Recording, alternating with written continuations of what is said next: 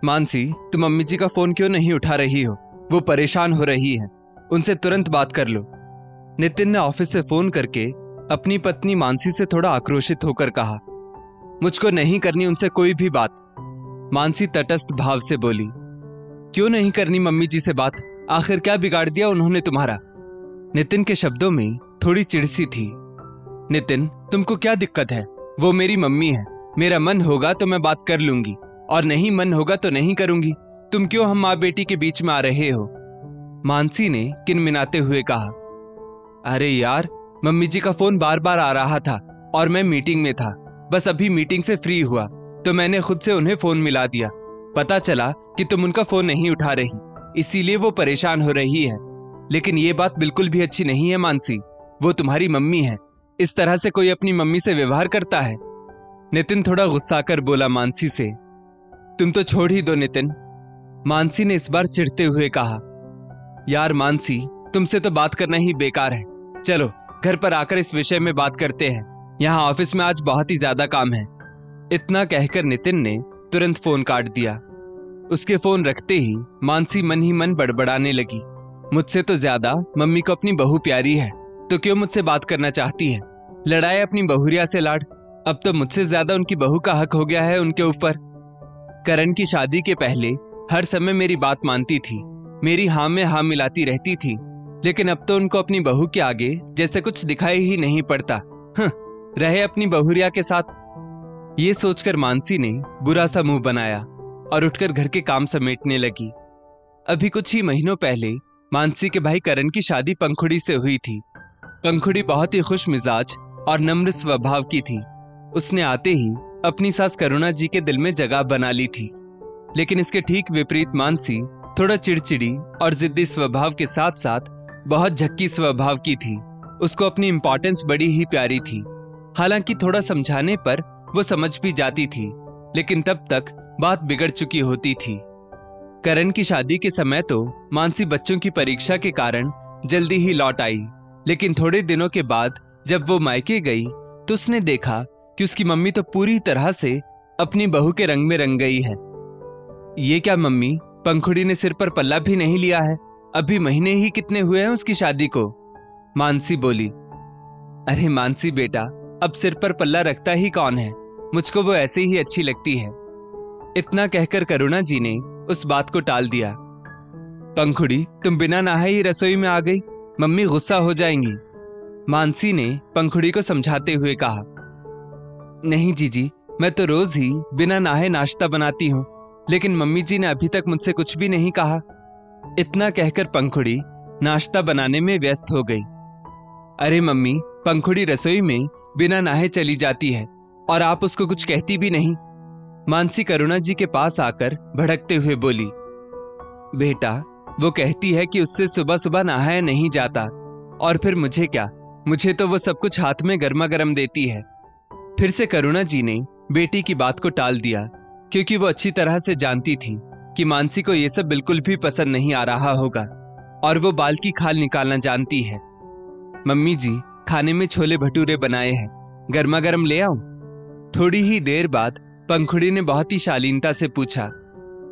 हाँ बेटा, ले आओ, लेकिन बस एक ही लाना, करुणा जी ने मानसी से नजरें चुराते हुए कहा। अरे पंखुड़ी, मम्मी कहाँ छोले भटूरे खाती है? मानसी चौंक कर बोली। मम्मी, आप तो छोले भटूरे के नाम से ही चिढ़ती थी, अब आपको छोले भटूरे अच्छे लगने लगे? इस बात से एकदम से मानसी भड़क उठी। मानसी बेटा, बहुओं के आने के बाद बहुत कुछ बदल जाता है, या फिर कह लो कि बदलना पड़ता है। मुझको तो बस यही सुकून है कि पंखुड़ी पूरा मान सम्मान देती है, यही मेरे लिए बहुत है। फिर बेटा बहू खुश तो हम भी खुश, करुणा जी ने मानसी को समझाते हुए कहा। मानसी देखती कि करण और पंखुड़ी इठला इठला कर एक दूसरे के साथ एक ही थाली में खाना खाते। पंखुड़ी अगर रसोई में है तो करण भी रसोई में पहुंच जाता और बातें करते करते उसकी मदद करवाने लगता। ये सब मानसी से बिल्कुल भी हजम नहीं हो रहा था, क्योंकि उसके पति नितिन बिल्कुल भी ऐसे नहीं थे।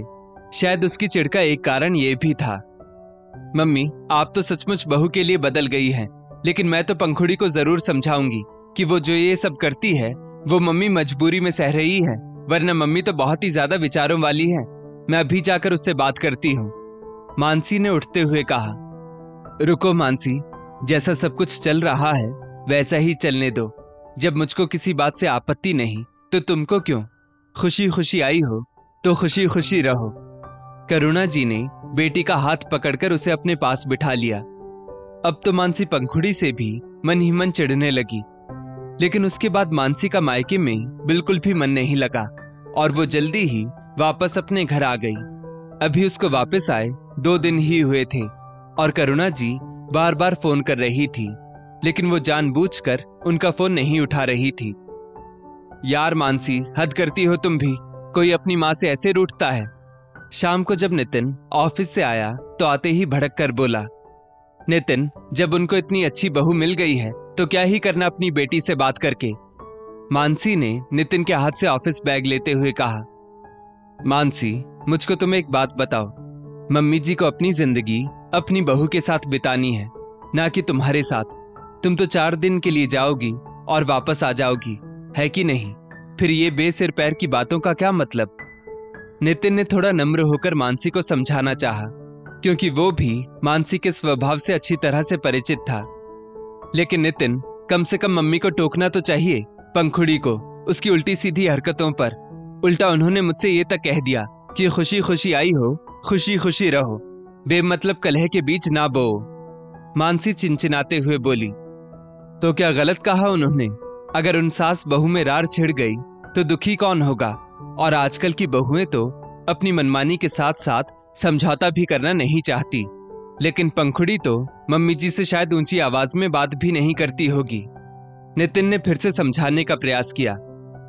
हाँ, ये बात तो खैर है और सही ही कह रहे हो तुम।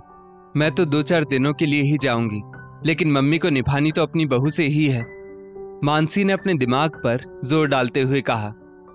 यही बात तो तुम समझना नहीं चाहती हो कि मम्मी जी अपनी बहू की खुशी में अगर खुश रहना चाहती है तो तुमको क्या आपत्ति? नितिन ने फिर से कहा। अरे बाबा, समझ गई मैं अब। लो, मैं अपने कान पकड़ ले रही हूं। और सचमुच मानसी ने अपने हाथों से अपने दोनों कान पकड़ लिए। तो फिर मानसी, अब मम्मी जी से बात कर लो। खुद सोचो कि वो कितना परेशान हो रही होंगी। नितिन ने मोबाइल उठाकर मानसी को पकड़ाते हुए कहा। मैं तुम्हारे लिए चाय बना लाऊं, फिर इत्मीनान से बैठकर बात करूंगी, मम्मी और अपनी भाभी दोनों से ही। मानसी ने मुस्कुराते हुए कहा और झटपट जाकर नितिन के लिए चाय बना लाई। और थोड़ी ही देर बाद वो अपनी मम्मी और भाभी से हंस हंसकर बातें कर रही थी। आज मानसी के मन से अपनी मम्मी और भाभी दोनों के ही लिए सारा मैल साफ हो गया था। दोस्तों, इस स्टोरी को लेकर आपकी क्या राय है? नीचे कमेंट करके जरूर बताइएगा और ऐसी ही और भी बेहतरीन वीडियोस के लिए हमारा पेज जरूर फॉलो करें। धन्यवाद।